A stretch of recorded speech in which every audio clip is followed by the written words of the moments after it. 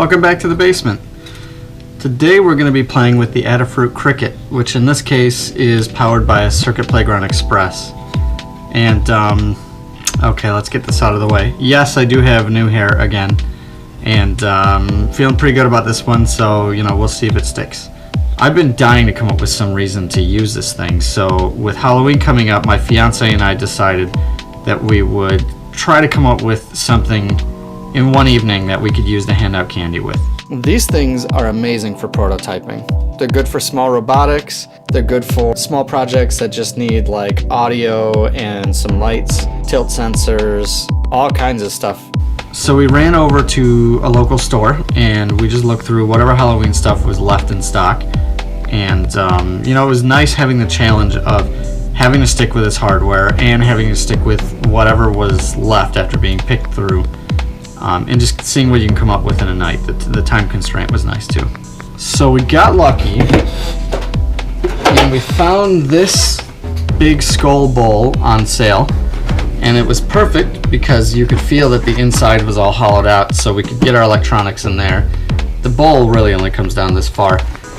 And we also bought this small skull to go inside it. So, the idea is you could have it latched down below and cover the top with candy, and when kids go to reach for it, it would pop out and hopefully throw candy and be scary or something. So we bought all that stuff plus wooden rods and tiny hinges. Then we went through our prototyping supplies for extra parts and got to work figuring out how to actually build this thing.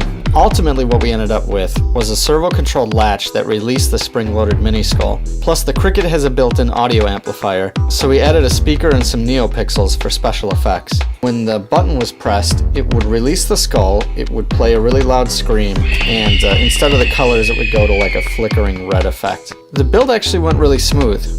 The first thing we did was drill out a hole in the bottom of the bowl to put the wooden rod through. Then we cut out a panel on the back and used the small hinges to create a little door. I planned on just letting the electronics be loose in there so the door would keep them from falling out.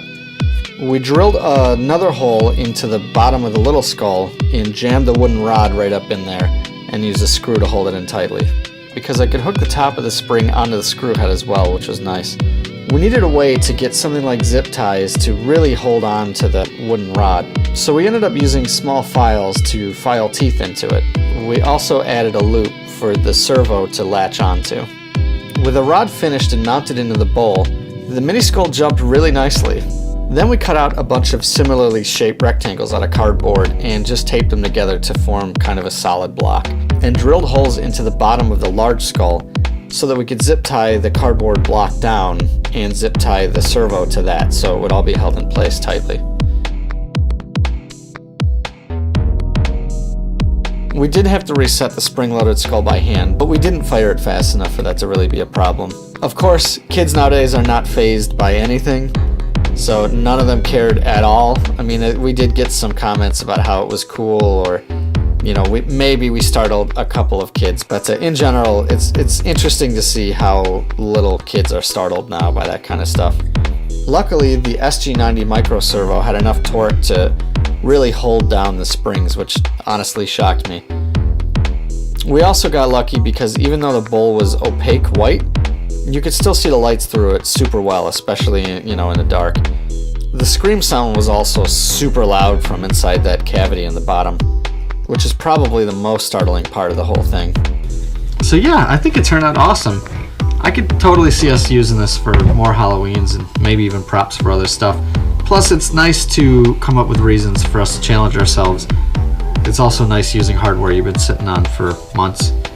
So I'll share the source code for it, and if anybody has any questions, leave a comment below or on the GitHub. And I'll see you next time.